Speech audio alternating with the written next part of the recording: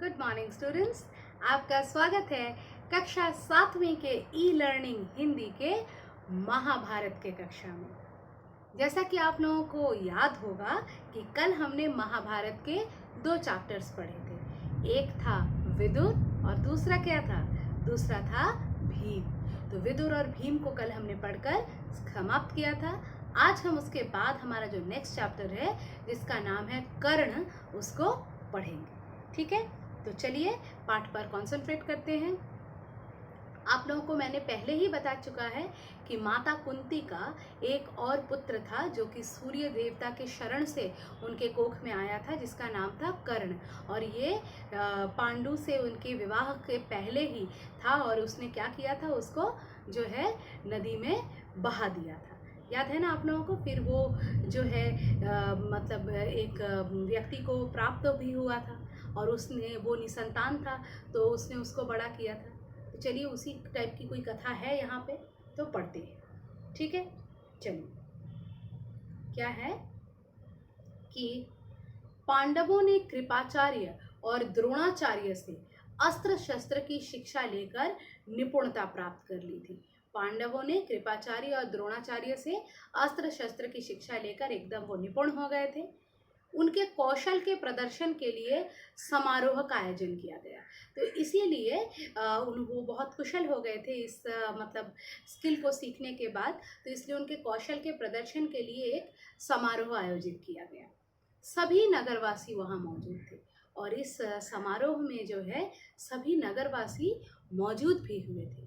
सभी राजकुमार अपनी दक्षता का प्रदर्शन कर रहे थे और इस समारोह में जो है जितने भी मतलब सभी जो राजकुमार जितने थे, सबने जो है अपनी दक्षता का, अपने बल का मतलब जो है वहाँ पर प्रदर्शन किया। तीर चलाने में अर्जुन से ज़्यादा श्रेष्ठ कोई नहीं था। सभी को ये बात मालूम थी कि अर्जुन जो है श्रेष्ठ धनुर्धर हैं, तो तीर चलाने में अर्जुन का मुकाबला कोई नहीं कर सकता था और सभी उसकी कला से दंग थे। तो वहीं दुर्योधन का मन ईर्ष्या से जल रहा था।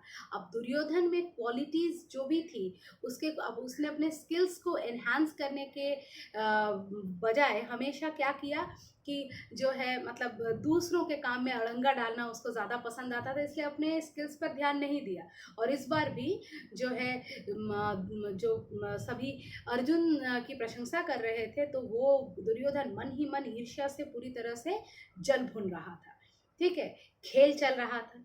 तभी एक युवक ने अर्जुन को द्वंद्व के लिए ललकारा। अब खेल चल ही रहा था, ये जो मतलब ये जो वाला मतलब जो प्रदर्शनी चल रहा था अपनी शक्ति का, अपना जो अस्त्र शस्त्र की विद्या है उसका। तो तभी देखते हैं कि एक लड़का जो है वो जो है अर्जुन को ललकारता है कि हिम्मत है तो मेरे साथ आकर खेल। वह युवक ही कर्ण था। आप लोग सही पकड़े हैं। वो तो कर्ण जो था वो लेकिन किसी को इस बात का पता नहीं था कौन है नहीं है। कोई किसी को इस बात का जो है मतलब किसी को इस बात की भनक नहीं थी कि ये कर्ण है। इस चुनौती को लेकर दर्शकों में खलबली मच गई। अब अर्जुन से सभी डरते थे, सभी जानते थे ये तो जीतने के लिए ही आया है, तो कोई उसको ललकारता नहीं। तो दर्शक इस बात में बहुत ज़्यादा इंटरेस्टेड हो गए कि चलिए देखते हैं क्या होने वाला है।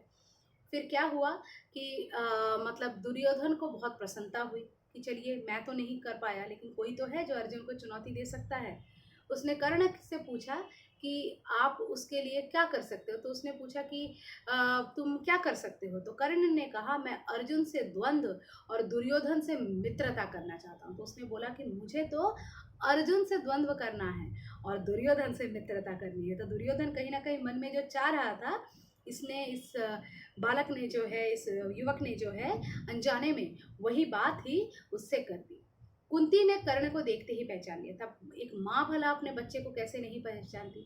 तो कुंती देखते ही जो है कर्ण को पहचान चुकी थी। लेकिन अब कुंती भी क्या करे, क्योंकि उसको तो अपने बेटे का परिचय देने में शर्म आ रही थी, क्योंकि वो जानती है कि ये तो मतलब ठीक नहीं था कि विवाह से पहले उसका ये पुत्र जन्मा था, और हमारा समाज जो है इस बात को कभी एक्सेप्ट नहीं कर पाएगा। इस वजह से वो बच्चे को अपने पास रख भी नहीं पाई। तो इसलिए उसने क्या किया कि मतलब उसको बहुत लज्जा आई और वो मूर्छित हो गई कि आज पता नहीं सबको पता चल जाएगा, और इस टेंशन से उसका वो बेहोश हो गई। विदुर ने दासियों को बुलाकर उसको जगाने की व्यवस्था की। कृपाचार्य ने कर्ण से उसका परिचय देने को कहा। कृपाचार्य ने कहा कि ठीक है, तुम भाग तो लोगे, लेकिन ये तो राजकुमारों के लिए है, तुम अपना परिचय दो। तो उसने कर्ण ने सिर झुकाया, बोला कि मैं तो राजा नहीं हूँ। लेकिन दुर्योधन इसे देखकर कर्ण को अंग देश का राजा घोषित कर दिया। तो दुर्योधन ने सोचा कि नहीं, एक ही व्यक्ति तो मिला है मुश्किल से जो अर्जुन को हरा सकता है, और यदि मैं इसको मना कर दूं तो फिर अर्जुन को तो जीत मिल जाएगी, जो मुझे बिल्कुल भी भाएगी नहीं। इसलिए उसने कहा कि यह अंग देश का राजा है। ठीक है, और रंगभूमि में कर्ण का राज्य अभिषेक कर दिया, और वहीं पर जो है उसका मतलब राज्य अभिषेक करके उसको ऑफिशियली अंग देश का राजा घोषित कर दिया। मतलब जैसे तैसे उसको इसको पार्टिसिपेट करवाना ही था।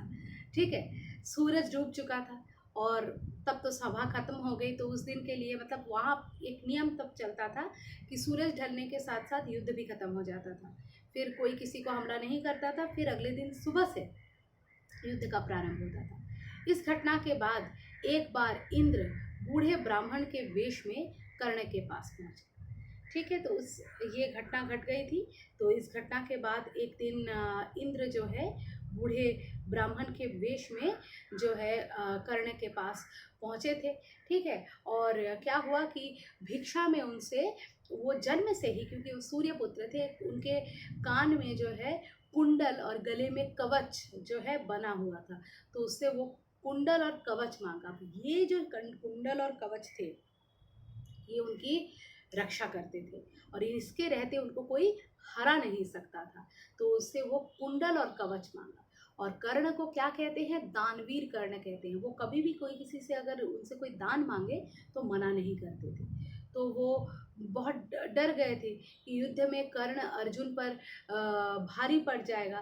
तो इसलिए क्या हुआ कि इस बात को जानते हुए इंद्र देखे कि कर्ण हार जाएगा, तो उसने क्या किया कि उसने जो है ब्राह्मण के वेश में आकर कवच और कुंडल दान में देने के लिए कहा। अब उसने क्या किया कि उसने जो है मतलब वो अपने कवच और कुंडल जानता था कि इसके चले जाने के बाद मेरे लाइफ की और कोई गारंटी नहीं है, लेकिन फिर भी वो उनको काट कर अपने से अलग करके दे देता है, क्योंकि वो उसके बॉडी में बिल्कुल सटे हुए थे। ठीक है, तो इस दानवीरता को देखकर इंद्र ने जो है कर्ण को एक बार इस मतलब इंद्र ने जो है कर्ण को कहा कि तुम इतने दानवीर हो तो तुम मुझसे एक वरदान मांगो, मैं तुम्हारा वो वरदान अवश्य पूर्ण करूंगा। तो कर्ण ने उनसे शक्ति नामक एक शस्त्र की मांग की। इंद्र बहुत वीर हैं, वो देवताओं के राजा हैं, तो उससे शक्ति नाम की एक शस्त्र की मांग की, और इंद्र ने कर्ण को इसको एक बार इस्तेमाल करने के लिए दे दिया। एक बार कर्ण परशुराम से ब्रह्मास्त्र सीखने के लिए उनके आश्रम पर गया था। तो परशुराम ने कर्ण को ब्राह्मण समझकर शिष्य भी बना लिया था। कर्ण ने ब्रह्मास्त्र चलाना सीख लिया। एक दिन परशुराम कर्ण की जांघ पर सिर रखकर सो रहे थे। ठीक है, और एक काला भौरा कर्ण की जांघ के नीचे घुसकर काटने लगा। जिस जांघ के ऊपर वो सर रख के सो रहे थे उसी जांघ के नीचे काला भौरा घुसकर काटने लगा। तो उसको तो अनकंफर्टेबल फील होने लगा, परंतु कर्ण ने जांघ को हिलाया नहीं। लेकिन कर्ण ने सोचा मेरे गुरु जो है मेरे गोद में सो रहे हैं, तो इसलिए उसने क्या किया कि जांघ को हिलाया नहीं, क्योंकि इससे उसके गुरु की नींद टूट सकती थी। और उसने भौरे का जो डंक है उसको अपने शरीर में प्रवेश करने दिया और उस दर्द को बर्दाश्त कर लिया। जब कर्ण के खून से परशुराम का शरीर भीगने लगा, कर्ण के बॉडी से जो भौरे के डंक से जो खून निकलने लगा, उस खून से परशुराम का शरीर भीगने लगा, तो उनकी नींद टूट गई और उन्होंने देखा कि खून कर्ण के जांघ से बह रहा है। उठकर परशुराम जी ने देखा कि खून जो है कर्ण के जांघ से बह रहा है, तो उन्होंने कर्ण से उसकी असलियत पूछी कि क्या हुआ। तब कर्ण ने बताया कि वह सूत का बेटा है। और यह सुनकर परशुराम को बहुत क्रोध आया और उन्होंने जो है कर्ण को श्राप दिया कि तुम उसे परशुराम द्वारा सिखाए गए विद्या की ज़रूरत होगी तो उसे याद नहीं आएगी। तो बोला कि मैंने तुमको विद्या ब्राह्मण समझकर सिखा तो दी है, लेकिन जब तुमको इन मतलब विद्याओं की ज़रूरत होगी तो तुम इनको याद करने की कोशिश करोगे तो ये तुमको याद नहीं आएगी। और यह हुआ भी ऐसा ही। जब कुरुक्षेत्र के मैदान में अर्जुन से वो युद्ध करने गया तो उसको ये विद्या याद नहीं आई और वो मृत्यु को प्राप्त हो गया। अंत तक कौरवों के साथ कर्ण ने नहीं छोड़ा, लेकिन अपने भाई पांडवों का नहीं, उसने कौरवों का साथ अंत तक नहीं छोड़ा। और भीष्म और द्रोण के बाद कर्ण ने सेनापति बनकर जो है कौरव सेना का नेतृत्व किया। ठीक है, तो पाठ को पढ़िए और समझिए। धन्यवाद।